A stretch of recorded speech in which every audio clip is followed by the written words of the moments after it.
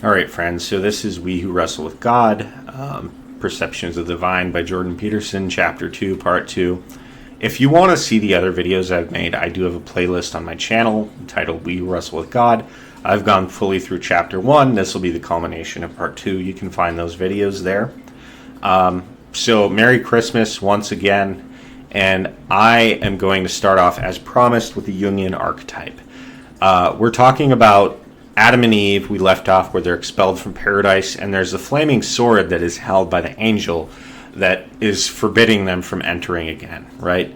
And so this idea is that paradise would not be paradise if there were anything imperfect in it, right?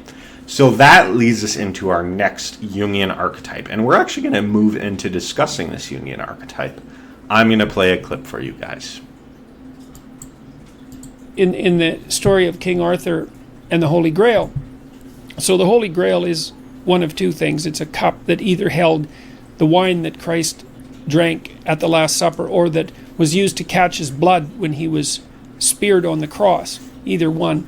But it's the reservoir, let's say, of the fluid that eternally nourishes. It's something like that. And when you go to look for the Holy Grail, you don't know where to look because you don't know where the Holy Grail is. And so King Arthur and his knights, who all sit at a round table because they're essentially equals, each go off to find the Holy Grail, and each of them enters the forest to begin the quest at the place that looks darkest to him. And that's another example of the same idea, is that it's another example of a dictum from Carl Jung, which he extracted from the alchemical literature, which was in sterquilinus invenitur, which means, roughly speaking, in filth it will be found, or more to the point, what you most need will be found where you least want to look. But you have to look purposefully.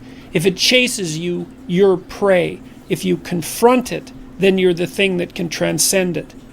And that's an unbelievably optimistic message because it suggests... And so this kind of matches, and you can find this video, I'll put it in the description. This kind of matches a lot of what Jordan Peterson says about like the dragon that guards the treasure, right? The treasure's so tempting, and there's treasure there. And there's a hot girl there as well, fellas. But in order to do that, you have to go where you least fear to go. You have to go to the angel with the flaming sword because he's the one that guards paradise, right? So we can't always enter paradise.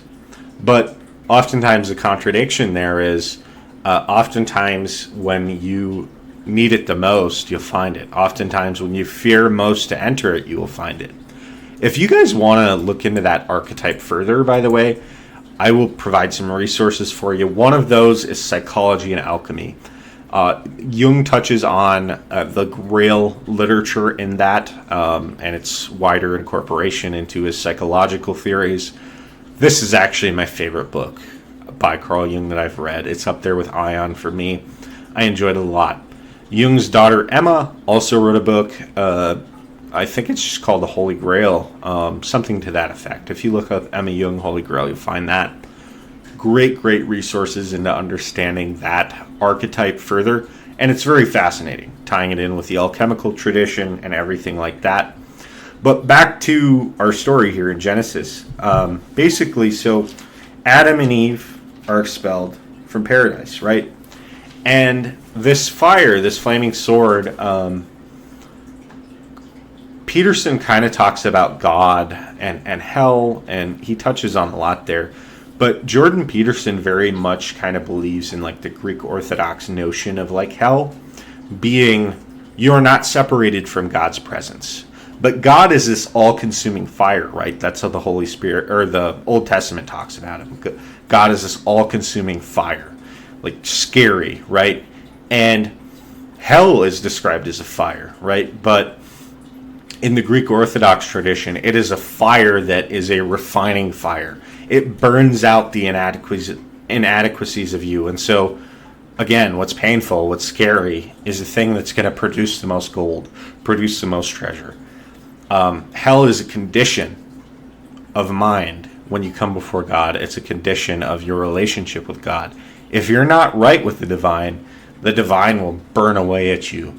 But oftentimes that can be for your own benefit, right? And I'm interpolating that a little bit.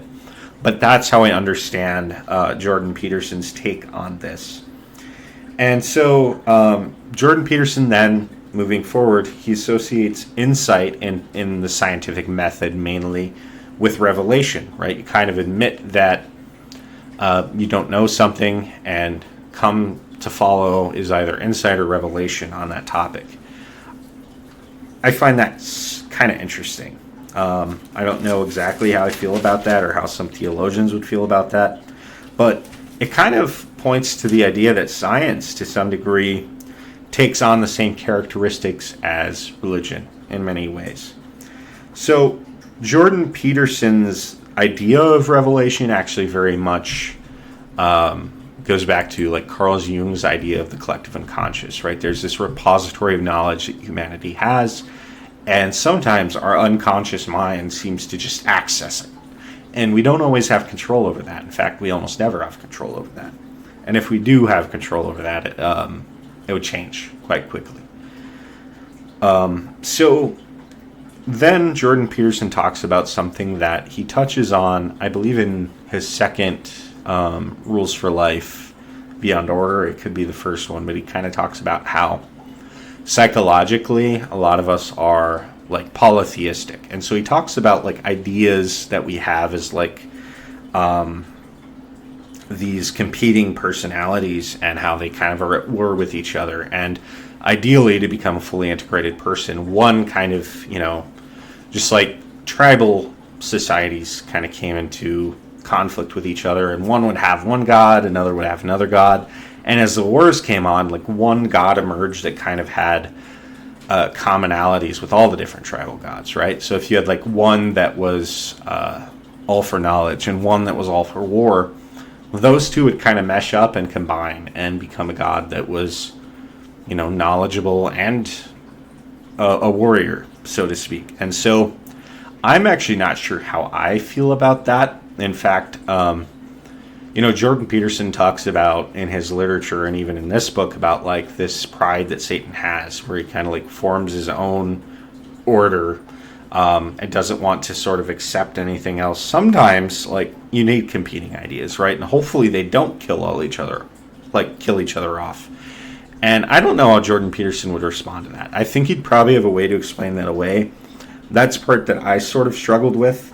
And then there's this Gospel of Thomas quote at the end of the chapter, which the Gospel of Thomas, I might do a video on later. I'm not a fan. It's of the Gnostic tradition. If you don't know about the discovery at Nag Hammadi, I'd encourage you to do that. I think the quotes attributed to Jesus in it are not quite accurate. But the quote that Jordan Peterson gives us is, "He who is near me is near the fire." Basically meaning that as you approach God, again, like the things that are inadequate on you sort of burn away and you're sort of refined and like you get to the goal kind of a thing. So I'll leave you with that. And even though I don't consider the Gospel of Thomas to be canonical, that is a pretty like important thing to think about. And so I would just maybe encourage you guys as like a clarion call at the end here. What are you guys afraid of?